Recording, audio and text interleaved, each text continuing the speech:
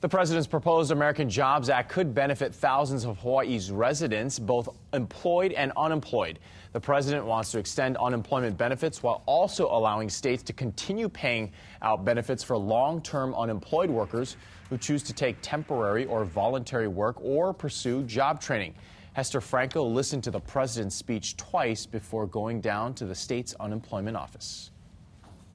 And here am I, going to be 55 pretty soon, and I've got to collect unemployment. I'm not one of those that are out there that are using this system.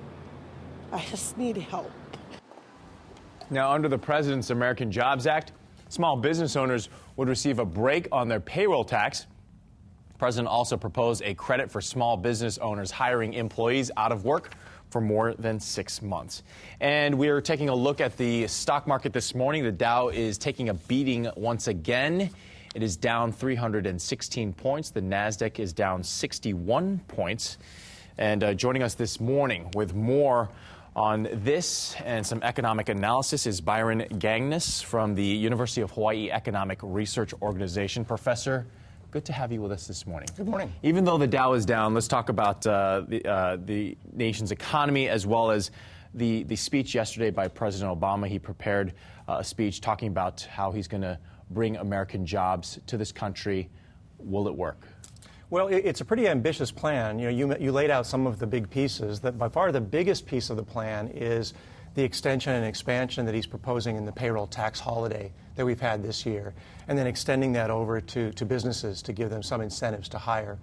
There's also money in there for aid to the states to rehire teachers and first responders. You mentioned the long-term unemployment benefit extension and so forth. So the whole package is almost $500 billion. It's a significant package. One of the good things is that most of the things in there can be done quickly. Tax cuts are quick to implement if Congress can do that. Even though it's a big package, it's not the kind of package that would immediately lead to a huge reduction in unemployment, on the other side. I think right now the big question is, what is Congress willing to do? Right. And he says that it won't add to the federal deficit, but how is that possible? Because it's supposed to have $427 billion. That's going to pay for this. How is that possible? Well, there's no doubt that it's going to increase the deficit in the short run. What he's proposing is that Congress fold this into the work they're doing to reduce the long-term debt outlook. That's a big chore. That's going to require some hard choices. So, again, I think that's where it's hard to know what the politics is and whether or not they're actually going to be willing to do that. And another speech that was listened to by many people yesterday was Federal Chairman Ben Bernanke's speech. What came about in his speech? What did he talk about? Monetary stimulus? He did not. He didn't have anything new to say about monetary policy. He spoke to a group of business people in Minnesota. He reiterated his view is that, that the Fed still has some things that it can do to help out.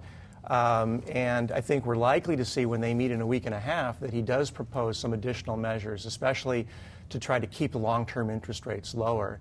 But he's made it clear in his comments that there's only so much the Fed can do, and the ball really is back in the court of the President and Congress. Well, we thank you for your analysis this morning. It certainly is a time when everyone is focusing on the economy. Don't forget, you can see this interview again with Professor Gagnes by heading over to the morning section of our website at kitv.com/thismorning. It is 6:38.